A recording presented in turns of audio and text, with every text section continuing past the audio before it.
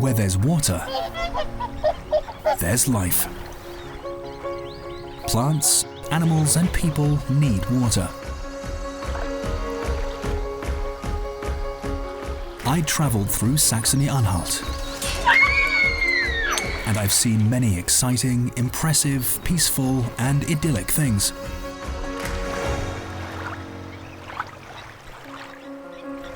I was at the waters of the Saxony-Anhalt State Reservoir Operator, and I'd like to tell you about my trip. The Reservoir Operator's headquarters are in Blankenburg in the Harz Mountains. This is where every decision is made. Decisions with far-reaching consequences, which involve providing a lot of water to people on the one hand and protecting them against too much water on the other. A supply of fresh drinking water and flood protection, those are the main tasks. The Saxony-Anhalt State Reservoir Operator runs more than 30 reservoir complexes. I visited many of them, idyllic ponds and gigantic lakes.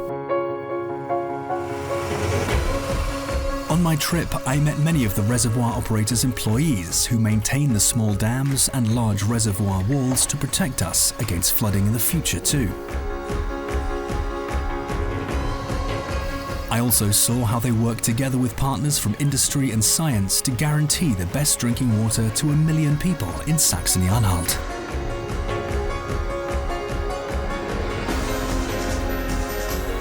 And I saw the strenuous tasks undertaken by the reservoir operator to ensure that its sites are not only useful to people, but also to make sure that plants and animals enjoy the most ideal environment possible.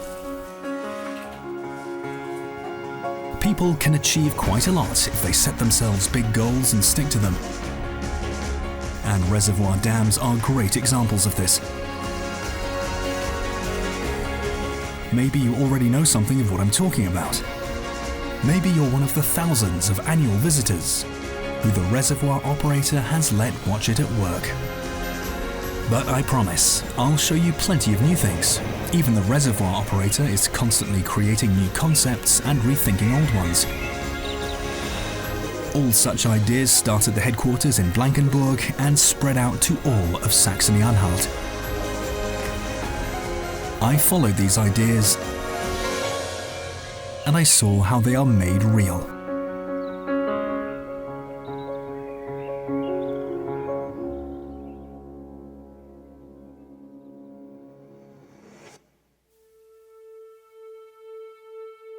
I must admit, I'm quite enraptured by the Bodewerk. And if you know what I know, then you certainly understand what I mean. The Bodewerk is a masterpiece of reservoir construction with enormous dimensions. 6 dammed lakes that run together into just a single river at the end, the Bode. The core, the most famous and largest dam in the complex, is the Reservoir Reservoir. Germany's tallest dam is a giant, being made of 860,000 cubic meters of concrete that needed to be applied in layers at some point. At some point, that was during the 1950s. It was already started in 1938, but the Second World War interrupted construction. In 1952, things really got going, using machines that now seem terribly outdated. Naturally, a lot of pure muscle power was needed. The work took place in a 3-shift system with only Sundays off. The construction site was a small town. For the 1,200 workers, there were barracks, a continuously manned medical station, a state-run store for shopping, and even its own hall for cultural events. The hard work continued for 7 years. Then, in 1959, it was finished. The tallest reservoir dam in Germany. There it still stands. 106 meters tall and 415 meters long at the top. Nothing seems to be able to overcome it. However, the giant is staggering, even if just a little. More than 100 million cubic meters of water exert constant pressure on it. Temperature and wind also play a role. The wall moves because of this. Only a few millimeters in fact, but the exact values need to be recorded regularly. It's good to trust the Colossus, but it's better to be sure. Then I went underground. At least that's how it felt. Because the inside of the walls hold a tunnel system. Stairways, gangways, and shafts everywhere you look. They can all be walked or driven on. A dense network to reach even the most remote corners of the wall.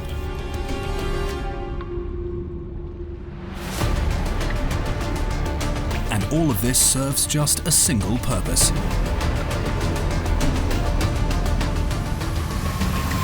Inspecting the structure. It isn't possible to see every small movement of the dam wall from outside. The numerous measuring stations on the inside are even more important. Seam angles are measured, joints are compared, and measurements are recorded here for decades already. This is the only way to be sure that cracks don't develop in the walls, making sure that they stay solid as a rock. This is the only way for the Bodewerk Reservoir to complete its tasks. Flooding protection and provision of drinking water to nearly 1 million people. The drinking water lines from the Bodewerk that are operated by the Elbe-Auer Ostharz district drinking water works lead as far as Sangerhausen, Halberstadt, Aschersleben, Bernburg, Halle, and even Leipzig.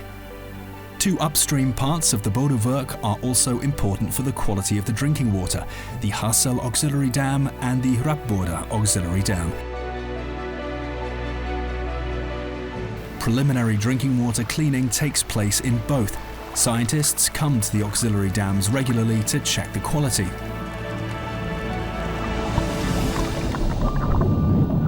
They take samples from various depths of water and take them directly to the laboratory of the District Waterworks and the Helmholtz Center for Environmental Research. The water is examined for components like carbon, nitrogen, and phosphorus, which are important water quality indicators. Precise science is used to determine that the water is perfect for drinking and as a habitat for plants and animals. Because the purity of the water is affected, boating is not actually permitted on the Rappboder Reservoir. But there is an exception: the solar power boat of the reservoir operator. From this boat, water samples are also taken from the Hydropower reservoir for regular inspection. This is to make sure that everyone who gets their water from here can really be certain that it's good. Maybe you can understand now why I'm enraptured. Because the gigantic Bodewerk provides protection and a livelihood to so many people.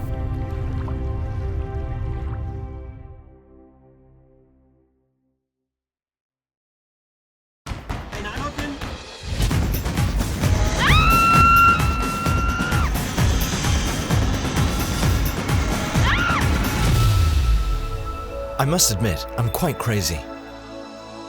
I tumbled head first and with open eyes into the valley. I never thought I'd ever do something like that. Of course, you don't need to view the reservoirs of Saxony-Anhalt from the air. The hiking trails around the water are fantastically beautiful. You have a great view from above, including terra firma under your feet, from the information platform above the Rappboder Reservoir. The ground next to it, on a rope bridge, is a little more shaky. And for anyone who wants to get their adrenaline going, 2, 1, you can just let yourself fall and happily swing to a stop. Two brothers from the Harz Mountains are responsible for these adrenaline attractions. Their company is appropriately called Harzdrenalin. These are unforgettable experiences directly at Germany's highest reservoir. For all those who bring a bit of courage. And those who would rather have horizontal ground under their feet can join one of the extensive visitor tours in Venderfurt, where the principle and method of a reservoir can be seen completely from inside and outside, so that it may be understood. And if you're just looking for relaxation and recreation, Venderfort is a great destination. A large raft called the Floating Restaurant offers tours here. If you want to be more independently active, you can rent a boat. On the lowest reservoir of the Bodewerk Dam complex, where drinking water is no longer extracted, this is permitted and even encouraged. All of these stations, which bring so many smiles to the faces of visitors and provide so much happiness and relaxation, are viewed by the reservoir operator as an ancillary use. But I promise, no one will hold it against you if this is the main use of the reservoir for you.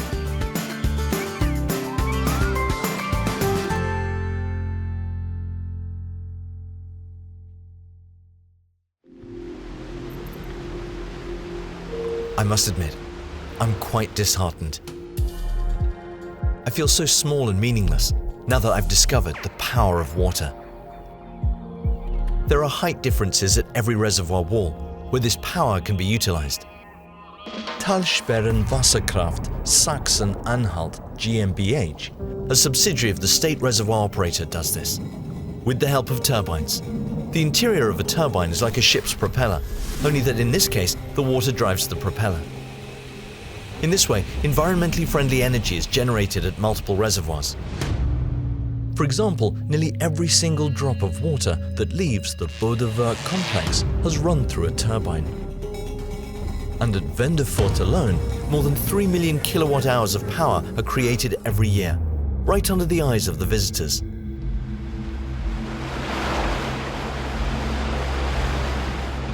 There's also a plant in Venderfort where the same principle functions on an even larger scale. The pumped storage plant, which was built in the 1960s and is currently operated by the Vattenfall company, is the only one of its kind in all of Saxony-Anhalt. A person feels very small here. The two downpipes alone are nearly 3.5 meters wide and 383 meters long. Water is pumped up out of the reservoir first and into the upper pool, where it's stored. If power is needed, the water is permitted to shoot down the downpipes again, where two gigantic turbines begin to work. Each of them can create 40 megawatts of power under a full load. This power is fed into the public mains. And while it's the large height difference in a pump storage station that makes the water so powerful, it's the pure quantity of water that drives the lake reservoir Mulde Stausee. Here too, there's now a power station, which was officially commissioned on the 17th of February 2023 and has been generating environmentally friendly energy ever since. Up to 63 cubic meters of water now flow through the turbines every second. These are ideal conditions to take advantage of the enormous power carried by all water.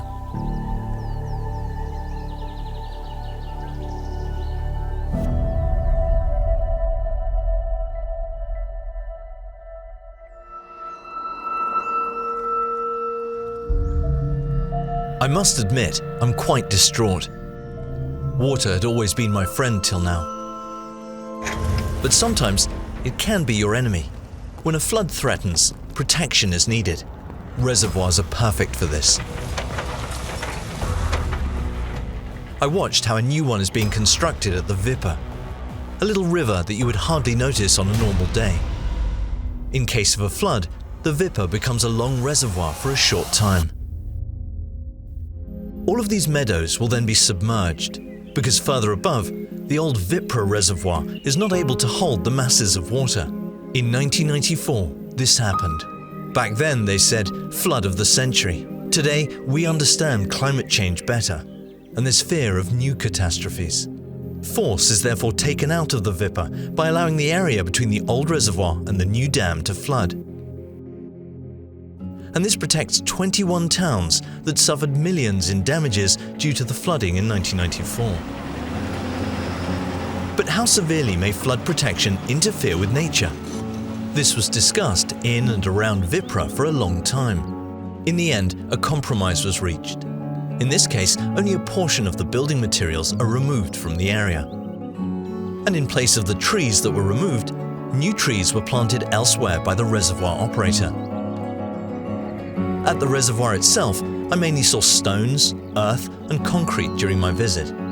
But it won't remain this way. A lot of work is being done here.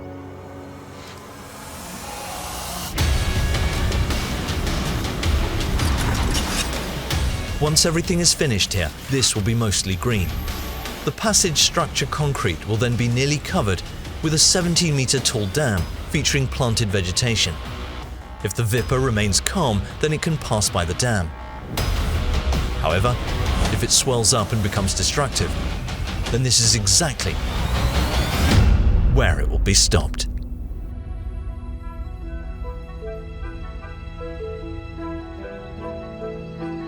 Four years after construction, I once again returned to see whether all the promises made were kept indeed.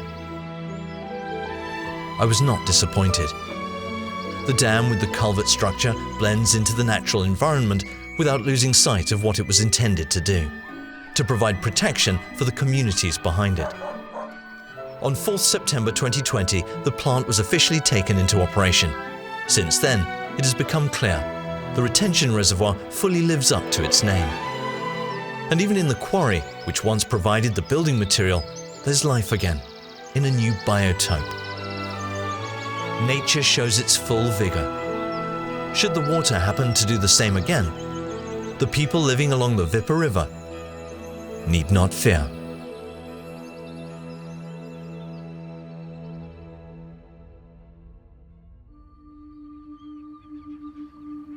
I must admit, I'm quite enchanted. I've never thought it would be possible that reservoir lakes created by people, including 2 large dams designed to repel flooding, could also remain as untouched nature.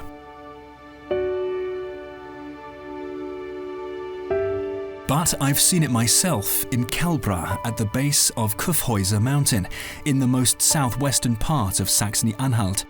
Kelbra is an ideal example of how reservoirs benefit more than just people. Every fall, tens of thousands of cranes make an intermediate stop on their way to the south. Overall, up to 300 bird species find nesting and resting areas here. For this reason, it's also the perfect place to study nature, reservoirs, and how they can be brought into harmony with each other. Visitors can get to know fish and bird species along a nature walk, and they can also experience the goal and methodology of reservoirs. After all, it's the reservoir that determines the water level. Flood protection is and remains the most important premise. Of course, this remains as friendly to nature and habitats as possible.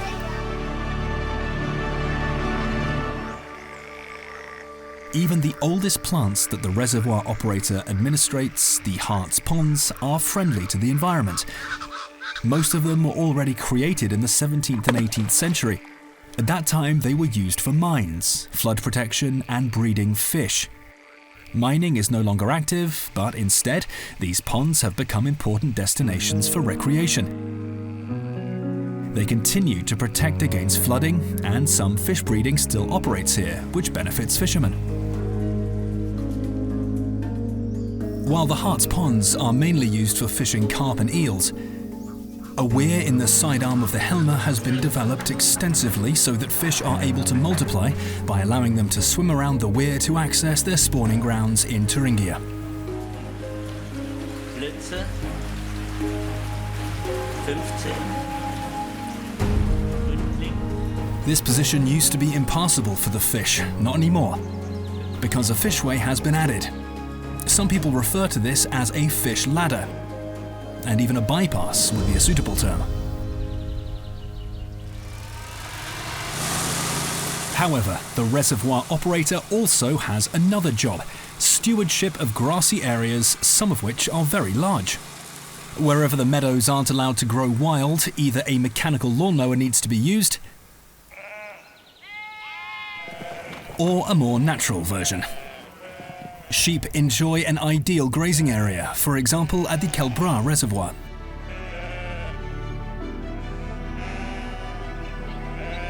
Next to this, in the untouched nature around Kelbra, neither sheep nor people have access. I don't want to disturb this place any longer, where cranes are resting, eagles hatching their young, and swans even dance sometimes.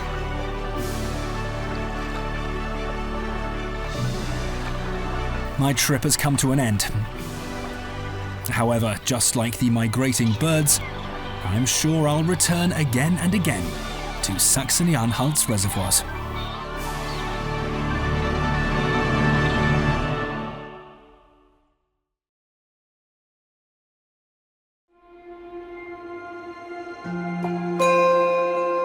I feel like changing the perspective. Imagine that we are all fish. We live in rivers, lakes, and the sea. Plural is important because one river or one lake is not enough. We are migrants. Our lives may end all of a sudden. We sense that. That makes nature's grand plan all the more important. Procreation. We have to be numerous in order to survive as a species, and to do that, we must migrate. Some of us travel thousands of kilometers to find our spawning places and where our offspring are to be born. Obstacles like this one at the Mulde River Reservoir could thwart everything. We would have to end our vital migration between the sea and the river right here, if the people had not thought of us. They, the people, call it a fish ladder. To us, it's like an underwater staircase. Each single chamber is only a few centimeters higher than the previous one. We can negotiate that and can move on. At least when we roam that bank of the Mulde River.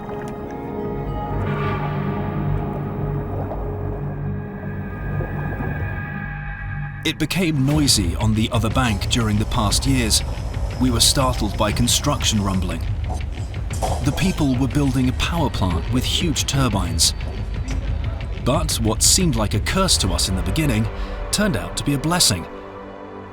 A ladder was made for us on that side of the river, even more cleverly masterminded and longer than the first one. The people had thought of everything. Narrowly grated guides protect us when we swim downriver. They allow only water to enter the turbines. They keep us on the good side of the grate and let us swim unhindered into the Mulde River.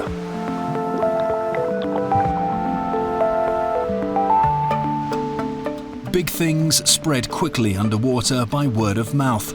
We're passing on to our next generations that this reservoir is not an obstacle.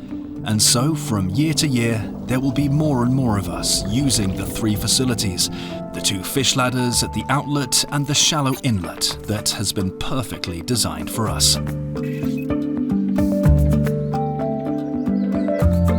Yes, it was the people who accomplished all this, placing stones, casting concrete, calculating water flows, checking that everything was working.